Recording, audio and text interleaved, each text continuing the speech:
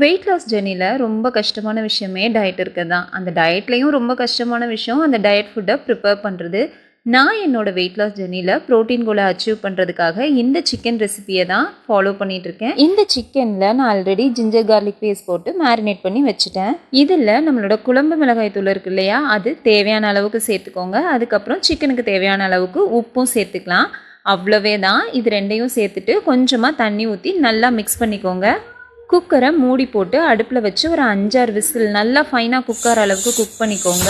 Once pressure எல்லாம் போனதுக்கப்புறம் lid open பண்ணி பாருங்கள். சிக்கன் கொஞ்சம் தண்ணியாக இருக்கிற மாதிரி இருந்தது அப்படின்னா அகெயின் நல்லா தண்ணி எல்லாம் வற்றி ட்ரை ஆகிற அளவுக்கு சூடு பண்ணிக்கோங்க. ஒன்ஸ் இது ட்ரை ஆயிடுச்சு அப்படின்னா ரெசிபி ரெடி.